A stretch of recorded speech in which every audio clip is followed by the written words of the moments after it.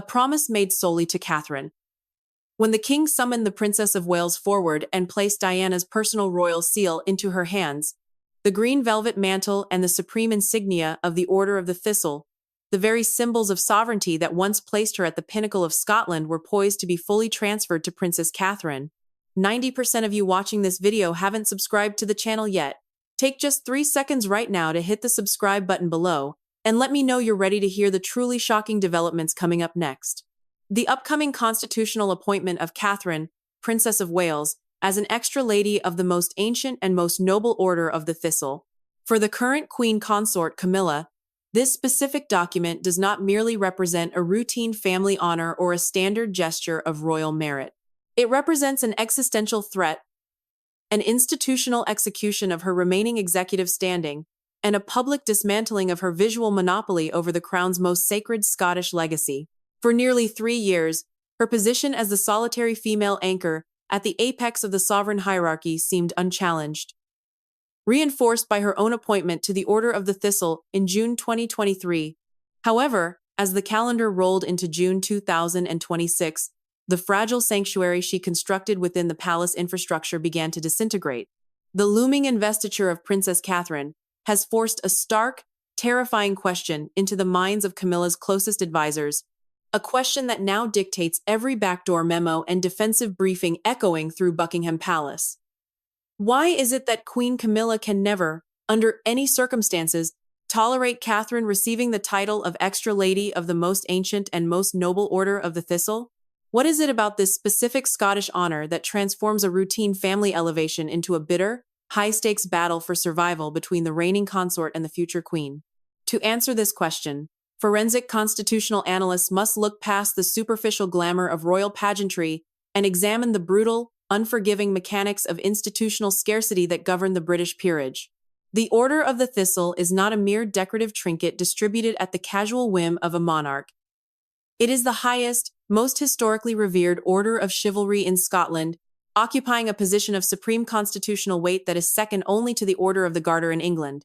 Established in its modern form by King James VII in 1687, though rooted in ancient medieval traditions, the order is defined by a fierce, uncompromising structural exclusivity. By sacred statutory decree, the number of ordinary members is restricted to a maximum of 16 knights and ladies. These 16 seats are reserved exclusively for individuals who have demonstrated the most monumental, lifelong dedication to the preservation of Scottish statehood, culture, and public infrastructure. This extreme institutional scarcity means that every single vacancy within the order is monitored with predatory vigilance by the civil service, the aristocracy, and the royal family alike. Admission into this elite circle signifies that an individual is not merely a transient participant in public life, but a permanent, historic pillar of the state's foundational heritage. Crucially, the statutory framework of the order grants the sovereign the absolute, independent prerogative to appoint a distinct category of members known as Royal Knights and Extra Ladies. This specific designation, Extra Lady, exists entirely outside the statutory limit of the 16 ordinary members. It is a supreme constitutional mechanism engineered specifically to signal the absolute core of the legitimate bloodline, reserved for those whose very presence on the global stage embodies the enduring sovereignty of the crown. The Order of Thistle is the ultimate visual and legal articulation of the British monarchy's territorial dominion over its northern realm. Every motif embedded within the order's regalia is saturated with the language of ancient state power. The central emblem is the thistle, the historical national flower of Scotland, a plant defined by its rugged, defensive beauty and its sharp, protective thorns. This imagery is paired with the order's ancient, uncompromising Latin motto, Nemo me impune licessit, translated into the cold realities of modern constitutional governance. These words carry a severe, historic warning. No one provokes me with impunity. To possess this system of heraldry is to carry the physical mandate of the state. It is a visual declaration that the bearer is a primary custodian of the United Kingdom's unified sovereignty, commanding a level of institutional reverence that transcends temporary political or marital alignments. For Queen Camilla, the prospect of Princess Catherine gaining access to this specific institutional fortress represents a catastrophic neutralization of her own administrative standing. Camilla's entire modern leverage within the royal family has been built upon the concept of visual and ceremonial uniqueness. When she was appointed as an extra lady of the Thistle in 2023, it was framed as the ultimate validation of her long, controversial journey toward legitimacy.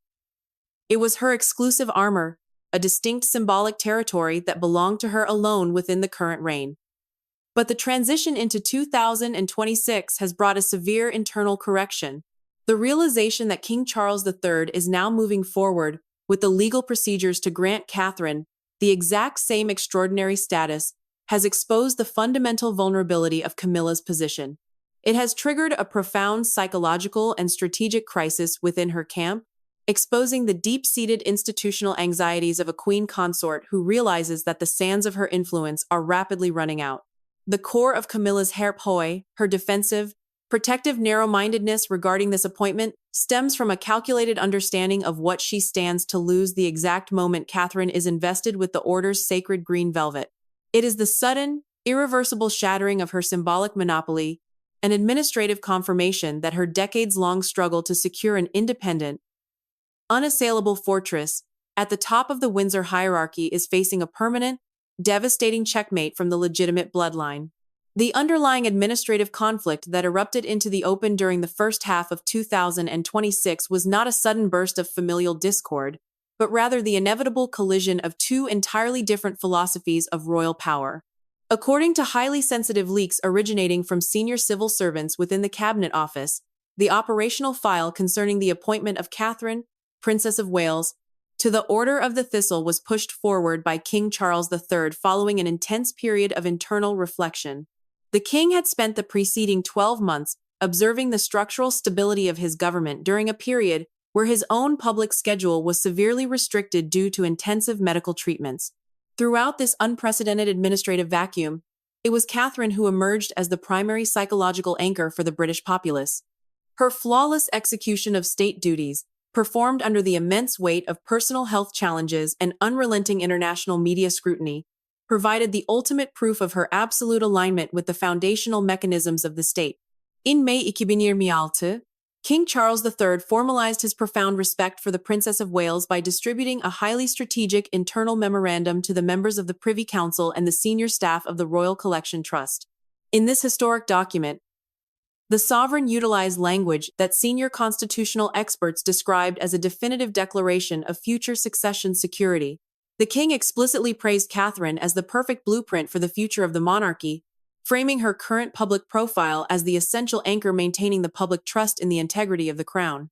This was not a casual gesture of paternal affection, but a cold, calculated institutional endorsement designed to signal that the core architecture of the modern empire was being systematically aligned with the Princess of Wales and her husband, the Prince of Wales. The transition of Princess Catherine to the rank of Extra Lady of the Thistle represents an absolute administrative thumb cup, a logical escalation from her current standing within the British honours system. Catherine already possesses the highest honours that can be bestowed upon a female member of the royal family, including her status as a Dame Grand Cross of the Royal Victoria Order, and her historic 2024 appointment as a member of the Order of the Companions of Honour. Her elevation to the Order of the Thistle is the definitive recognition of her exceptional service as the Countess of Shattering, a position that has seen her spend nearly 15 years cultivating an unbreakable, highly strategic relationship with the civic, military, and educational institutions of Scotland. Unlike the deep-seated controversies and negative public reception that have shadowed Queen Camilla for over 3 decades, Catherine commands an absolute majority of public adoration.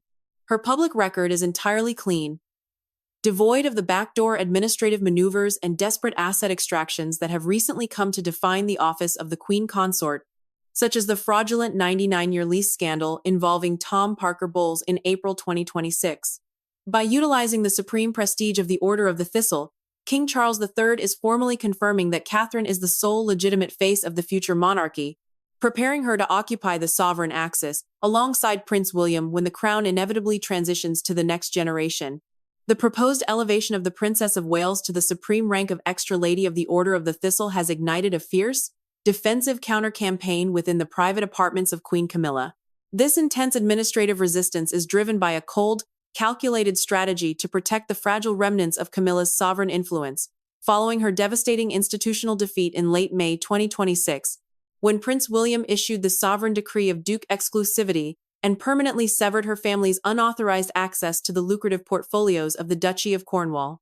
To understand the depth of Camilla's narrow-minded opposition to this appointment, one must examine the specific systemic losses she faces the exact moment Princess Catherine is invested with the sacred insignia of Scotland's highest chivalric order. Camilla's current standing within the royal hierarchy is heavily dependent on her status as the solitary female anchor at the apex of the contemporary court.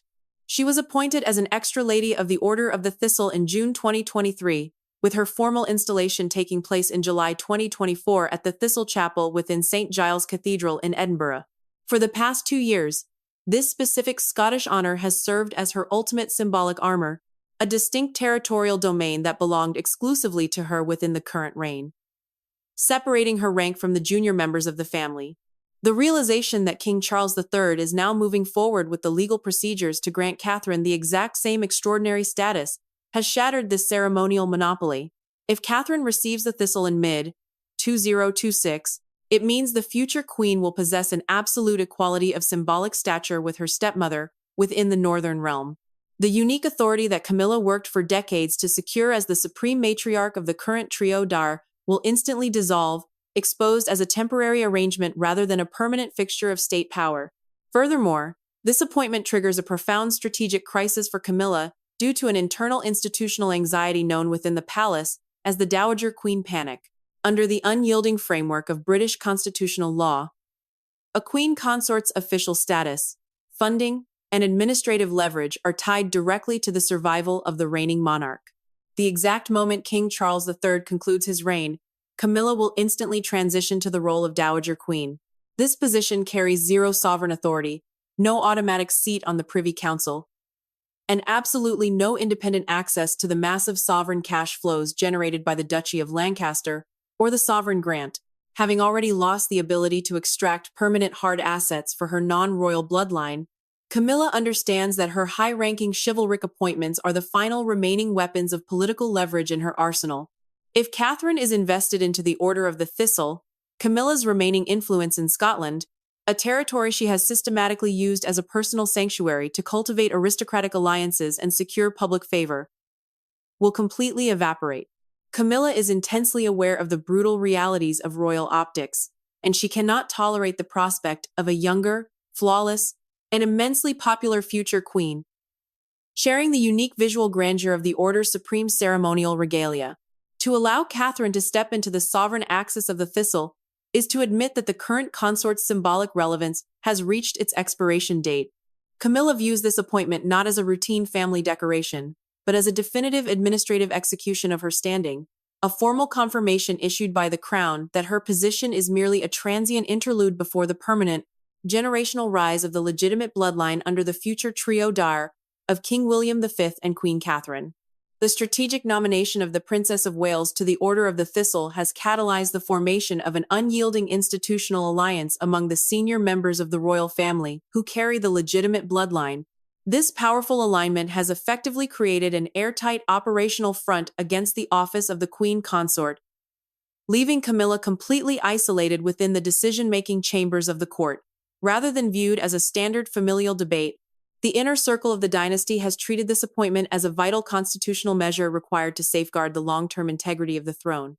Prince William, the Prince of Wales, has maintained an absolute, uncompromised stance throughout this administrative standoff. Utilizing his significantly expanded executive authority over the royal estates and his supreme standing as the head of the Duchy of Cornwall, the future monarch has deployed his full strategic weight to accelerate the appointment process. For Prince William, this elevation is not merely a public acknowledgement of his wife's exceptional service during a period of immense systemic strain, but a calculated, necessary consolidation of the core line of succession. By ensuring that Princess Catherine is granted the supreme chivalric honor of Scotland, William is consciously reinforcing the sovereign axis that will define the next era of the British monarchy, permanently anchoring their combined authority within the constitutional fabric of the United Kingdom. Standing shoulder to shoulder with the Prince of Wales is Princess Anne, the Princess Royal, who operates as the ultimate disciplinary force and the chief guardian of traditional boundaries within the royal household. Princess Anne's support for Catherine's nomination is absolute, rooted in her profound dedication to the historic rules of succession and her long-standing disdain for backdoor administrative manipulation. Having spent over 50 years maintaining the strict internal discipline of the monarchy, the Princess Royal possesses an unparalleled understanding of how symbolic honors dictate actual power dynamics behind palace walls. Her historic friction with Camilla, dating back to the complex social and romantic dynamics of the early decades of their lives, has provided an extra layer of structural vigilance against any defensive maneuvers emerging from the Queen Consort's office. Princess Anne recognized that Camilla's intense opposition to Catherine's elevation was entirely driven by personal insecurity and a desperate desire to maintain a monopoly over the supreme visual symbols of state power. During a highly restrictive meeting of the Senior Royal Council, Princess Anne forcefully dismantled the arguments presented by Camilla's private secretaries, stating clearly that the institution requires individuals who offer unconditional dedication to the crown, rather than individuals who operate out of fear for their own temporary status. This decisive intervention from the Princess Royal effectively neutralized Camilla's ability to mount a formal bureaucratic defense, confirming that the old guard of the palace and the central security apparatus had firmly aligned with the future king and queen. The convergence of Prince William's financial and executive control with Princess Anne's unmatched institutional authority has created a permanent correction of the internal royal landscape. By bringing Catherine into the elite circle of the Order of the Thistle, this bloodline alliance has established an irreversible precedent. The deliberate coordination between the Prince of Wales and the Princess Royal has sent a definitive message through every corridor of the civil service and the wider court, proving that the board of directors of this ancient institution has made an executive decision. The brief period where the Queen Consort could influence the distribution of sovereign assets and historical titles is officially over, and the legitimate heirs have successfully secured the gates of the empire against external extraction. The upcoming investiture of Catherine, Princess of Wales, into the Order of the Thistle represents a permanent institutional realignment that systematically erases the final layer of ceremonial distinction, separating the reigning consort from the future queen. When analyzing the structural evolution of the British peerage, the distribution of these high-ranking honors serves as a public declaration of current institutional favor and future inheritance rights. By initiating the legal procedures to grant Catherine this supreme Scottish title, King Charles III is executing a definitive administrative measure that sandbung, or entirely levels, the symbolic playing field between his wife and his daughter-in-law, effectively stripping Queen Camilla of her hard-won exclusive standing within the sovereign hierarchy. To fully grasp the magnitude of this shift, forensic constitutional experts point to the absolute visual and physical contrast in how these two women draw their institutional legitimacy. Camilla's entire modern elevation is fundamentally rooted in her marriage to the current monarch. It is a temporary, transient authority that possesses a clear, impending expiration date. The exact moment King Charles III ceases to be on the throne, her access to the physical and financial engine of the state evaporates, reducing her status to that of a Dowager Queen who is entirely dependent on the housing allowances and travel budgets allocated at the sole discretion of the next sovereign, King William V. Conversely, Princess Catherine's authority is forged through her alignment with the permanent, legitimate bloodline, backed by the unwavering support of the Prince of Wales and her definitive standing as the future queen of the realm. This appointment formally signals that the material and symbolic wealth of the empire belongs exclusively to the direct line of succession, transforming Camilla's status from a supreme royal matriarch into a temporary tenant within an empire controlled by the heirs of the woman she spent decades trying to eclipse. This erosion of Camilla's authority is most devastatingly manifested in the loss of her visual and ceremonial monopoly. In the highly sophisticated and ancient language of the British monarchy, who wears what serves as the ultimate forensic proof of who holds actual executive power behind the scenes. For decades, specific female icons within the House of Windsor have been defined by their exclusive relationship with unique historical assets, just as Diana, Princess of Wales, was forever linked to the iconic lover's knot tiara. Queen Camilla had carved out her own distinct visual identity through her exclusive deployment of the Order of the Thistle's supreme regalia.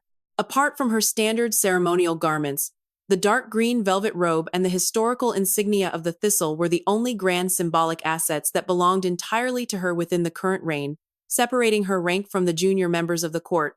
The moment Princess Catherine is invested with the exact same extraordinary status, this visual monopoly completely shatters.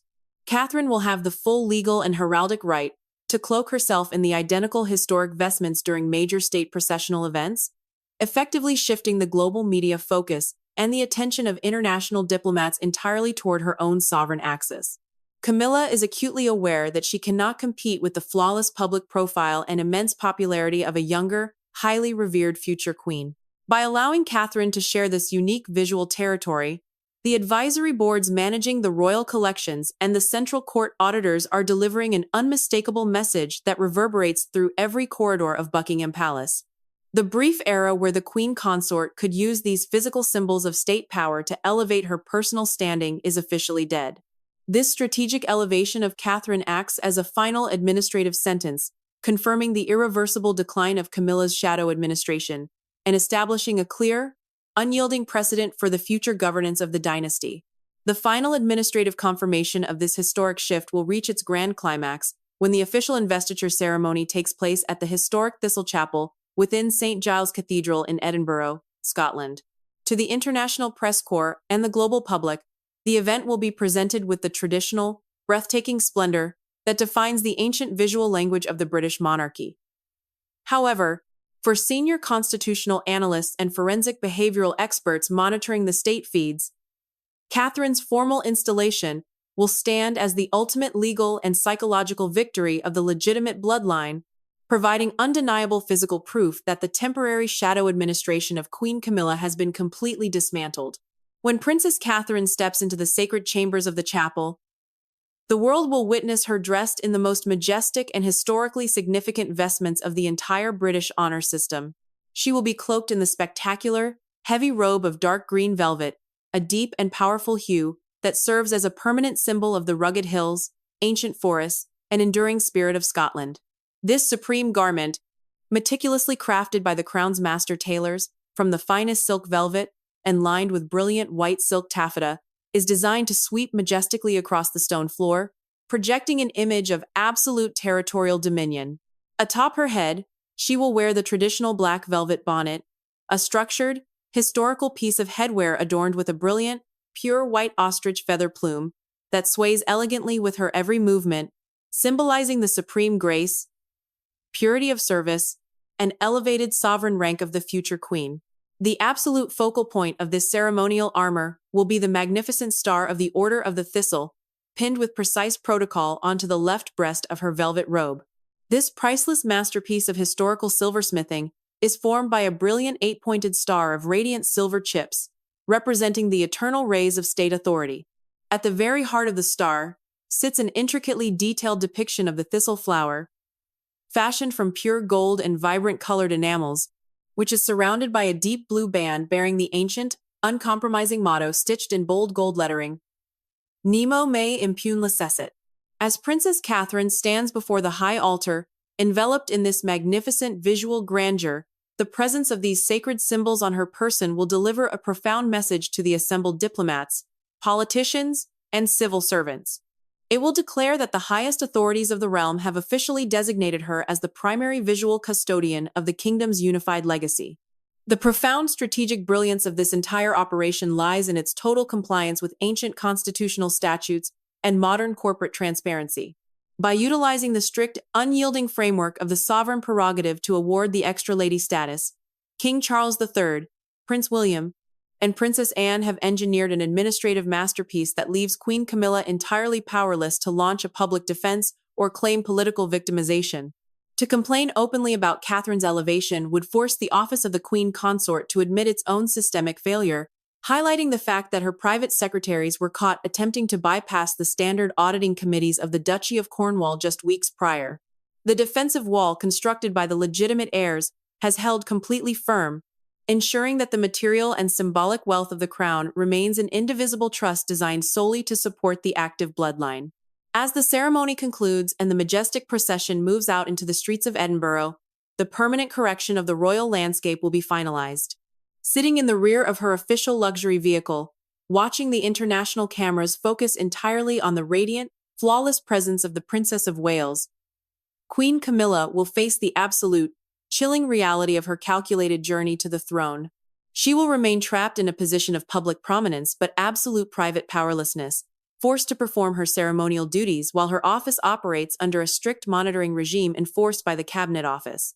She successfully conquered the titles and she claimed the crown, but she failed to realize that the true masters of the empire had already locked the vaults, reassigned the historic heirlooms, and secured the green velvet future of the dynasty for Queen Catherine.